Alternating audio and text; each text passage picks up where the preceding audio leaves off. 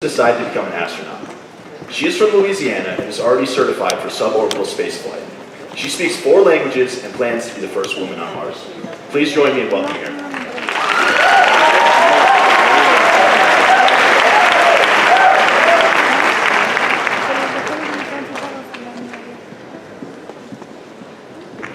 Hola. On a clear night, I love to look up at the sky and search for one specific planet.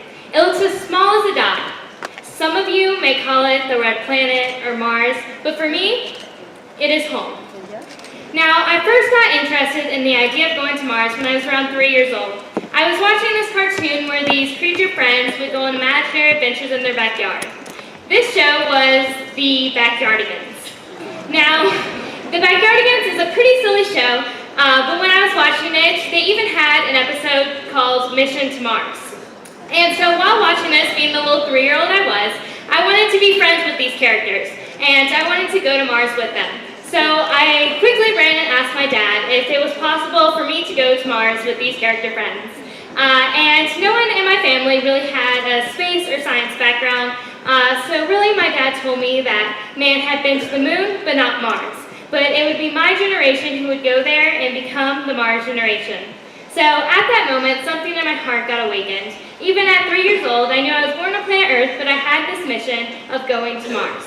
So ever since that moment, I have dedicated my life to training, learning, and teaching, and I'm taking all the necessary steps required in order to make my dream a reality.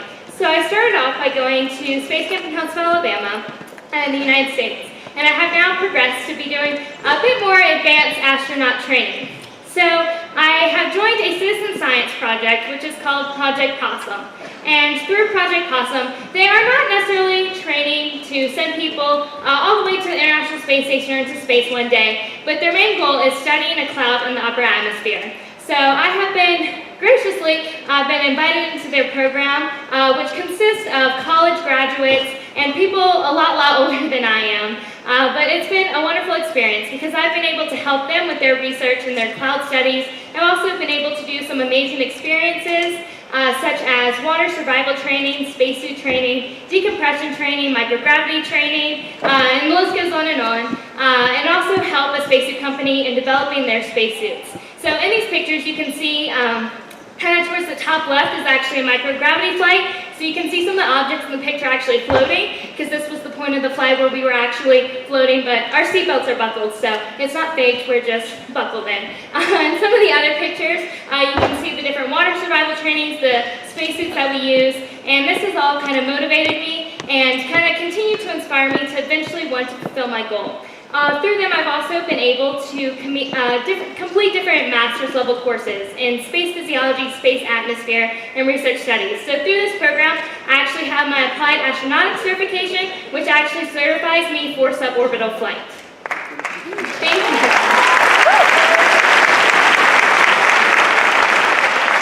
So although this is what I'm doing now, my ultimate goal is the mission to Mars in the early 2030s. So what is actually happening with this mission to Mars? So our hopes are to get there in the next 15 years or so. But to do that, we have to build a new rocket, we have to build a new capsule, we have to get astronauts ready and prepared. So the goal is to have the SLS, the Space Launch System rocket, which is the rocket you see here, and the Orion capsule built and tested to have a mission to Mars. So a little bit about the mission itself. The mission to Mars is going to be in total a 2 to 3 year mission. It's going to take around 6 months with current technology to get from the Earth to Mars. The astronauts who will be doing different research studies, testing soils, testing signs of bacteria, and all sorts of new research will be on Mars for a little over a year. And then it will take around 9 months to come back. So in total, it will be the longest astronauts have ever spent in space. But we are hoping to use these new technologies and these new discoveries to learn a lot more. So one of my fondest memories that I like to talk about is when I was 12 and selected for the NASA MER 10 panel. And this panel consisted of PhDs and an astronaut and little 12-year-old me.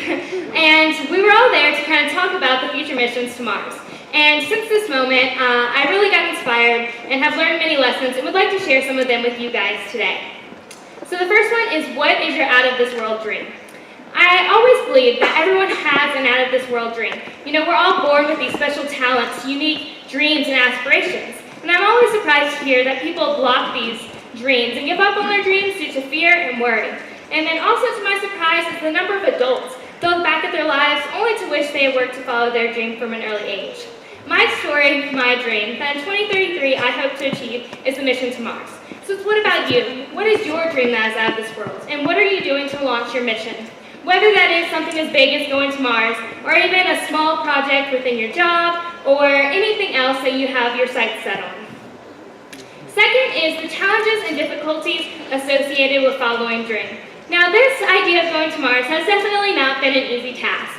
I wish I could say it has been, but it definitely hasn't.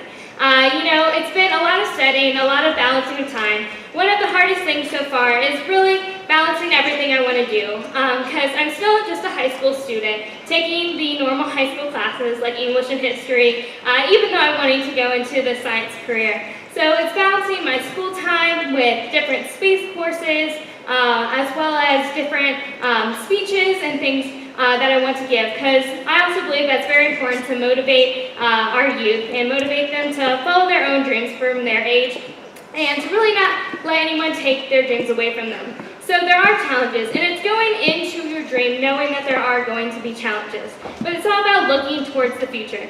So for me, my dream of going to Mars, it's going to take a while to get there.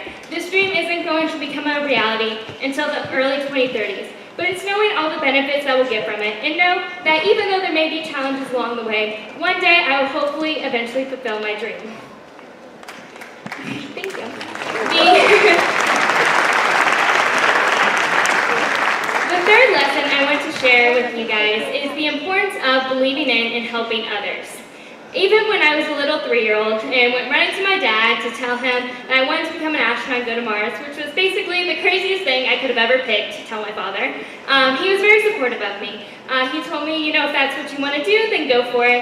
He didn't necessarily know that this would become something even bigger and I would still be working towards it today, but I had my family around me that were supporting me, had my friends, and everywhere I went I had the support team. And without the support of my family and everyone around me, I definitely would not be here today speaking in front of all of you. So it's definitely important whenever you have a dream, a goal, or something that you're working towards, to surround yourself with people that are going to be willing to help you work towards your dream.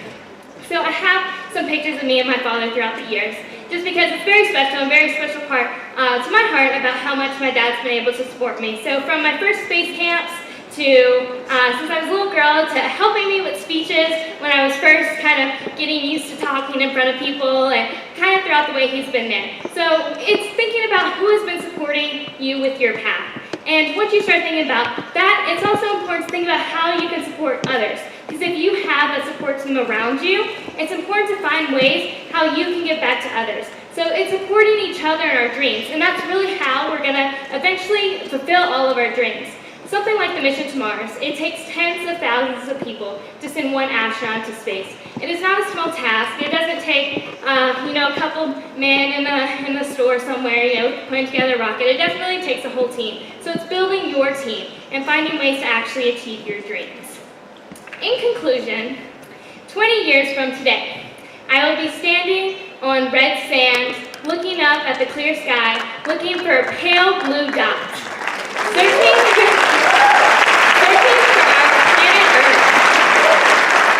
Now, I will be wondering about all of you, hoping you have continued to follow your dreams, get through the struggles that are associated with your dreams, and hopefully have your support team or even be supporting someone else with their dreams. This is truly a time of change, a time to explore, and a time to change the world.